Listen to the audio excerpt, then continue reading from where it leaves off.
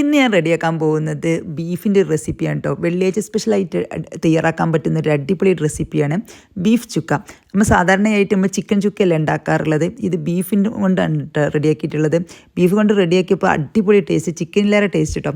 അപ്പോൾ ഇത് റെഡിയാക്കാൻ വേണ്ടിയിട്ട് ഞാനൊരു പാൻ അടുപ്പത്ത് വെച്ചിട്ട് ഇതിലോട്ട് വലിയ ജീരകത്തിൻ്റെ പൗഡർ, അതുപോലെ തന്നെ ഉലുവപ്പൊടി, കുരുമുളക് പൊടി, ഗരം മസാല പൗഡർ, മഞ്ഞൾപ്പൊടി, അതുപോലെ തന്നെ മുളക് പൊടി 2 ഐറ്റം എടുത്തിട്ടുണ്ട്. കാശ്മീരി ചില്ലി പൗഡർ 2 ടീസ്പൂണും സാദാ മുളക് പൊടി 1/2 ടീസ്പൂണാണ് എടുത്തിട്ടുള്ളത്. നല്ല എരിവുള്ള മുളക് പൊടിയാണ്, അതുകൊണ്ടാണ് 1/2 ടീസ്പൂൺ എടുത്തിട്ടുള്ളത്.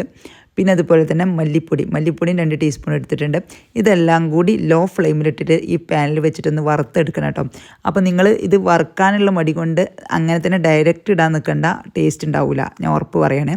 ഇതുപോലെ വറുത്തിട്ട് തന്നെ ചേർക്കണം. ഇനിയിപ്പോൾ ഇതെല്ലാം പൗഡറല്ല, മുളകും മല്ലിയും അതുപോലെ തന്നെ ജീരകവും ഉലുവയൊക്കെ നിങ്ങൾ ഒന്നിച്ച് വറുത്തിട്ട് പൊടിച്ചിട്ട് ചേർക്കുകയാണെങ്കിൽ അങ്ങനെയും ചെയ്യാം.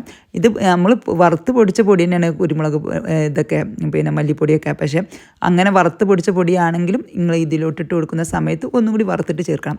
ഇനി നമുക്കൊരു കുക്കർ എടുത്തിട്ട് നല്ല കഴുകി വൃത്തിയാക്കി വെള്ളം വാർന്ന ബീഫ് പീസസ് ഇട്ട് കൊടുക്കുക. പിന്നെ ഇതിൻ്റെ മെയിൻ ഇൻഗ്രീഡിയൻ്റ് എന്ന് പറഞ്ഞാൽ സവാള, നമ്മൾ പിന്നെ ബിരിയാണിയൊക്കെ ഉണ്ടാക്കാനും ഫ്രൈ ചെയ്യൂലേ, അതുപോലെ ഫ്രൈ ചെയ്തതാണ്, വെളിച്ചെണ്ണയിൽ ഫ്രൈ ചെയ്തതാണ് കേട്ടോ. അപ്പോൾ അത് 3 സവാള ഫ്രൈ ചെയ്ത് എടുത്തിട്ടുണ്ട്. ഇനി നമുക്ക് ഇഞ്ചി വെളുത്തുള്ളി പേസ്റ്റ് 2 ടീസ്പൂൺ വീതം ഇട്ട് കൊടുത്തിട്ടുണ്ട്. പിന്നെ വേണ്ടത് ചെറുനാരങ്ങയുടെ നീരാണ് കേട്ടോ. 2 ചെറുനാരങ്ങയുടെ നീരെടുത്തിട്ടുണ്ട്. ഒരു ഏകദേശം 2 ടേബിൾ സ്പൂണോളം വേണം. പിന്നെ നമ്മൾ വറുത്ത് വെച്ച പൗഡർ ഉണ്ടല്ലോ, അത് മൊത്തത്തിലിട്ട് കൊടുക്കുക. അതിലോട്ട് വേണ്ട പൊടികളാണ് നമ്മൾ വറുത്തെടുക്കേണ്ടത്. എക്സ്ട്രാ പിന്നെ വറുക്കേണ്ട ആവശ്യമില്ല കേട്ടോ. അപ്പോൾ അത് വറുത്തത് മൊത്തത്തിലിട്ട് കൊടുത്തിട്ടുണ്ട്. പിന്നെ ഉപ്പും മറക്കണ്ട, ഉപ്പും കൂടി ചേർത്തിട്ട് കൈ വെച്ചിട്ട് നല്ല പോലെ ഒന്ന് മിക്സ് ചെയ്ത് കൊടുക്കുക.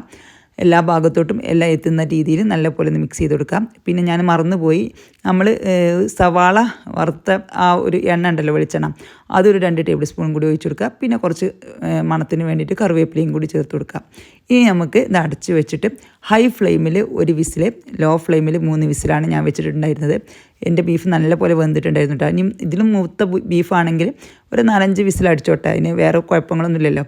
എന്തായാലും ബീഫ് നല്ലോണം വേവണം, വേവാഞ്ഞാൽ പ്രശ്നമാണ്, പല്ല് വേദന ആവും കേട്ടോ. അപ്പോൾ നല്ല വേവുന്നതാണ് ബീഫ് ടേസ്റ്റ് ഉണ്ടാവുക. ഇനി നമുക്ക് ഒന്നുമില്ല പണി, ഇതിലുള്ള എക്സ്ട്രാ ഉള്ള വെള്ളം ഒന്ന് വെറ്റിച്ചെടുക്കേണ്ട ഒറ്റ പണി മാത്രമേ ഉള്ളൂ. അതിന് വേണ്ടിയിട്ട് ഞാനൊരു പാനിലോട്ട് മാറ്റിയിട്ടുണ്ട്. ഇതിലോട്ട് പിന്നെ വെള്ളം വറ്റി വരുന്ന സമയത്ത് കുറച്ച് കറിവേപ്പിലയും പച്ചമുളകും കൂടി ഇട്ട് കൊടുത്തിട്ടുണ്ട്. പച്ചമുളക് കട്ട് ചെയ്തിട്ടില്ല, അങ്ങനെ തന്നെ ഇട്ട് കൊടുത്തിട്ടുള്ളതാണ്.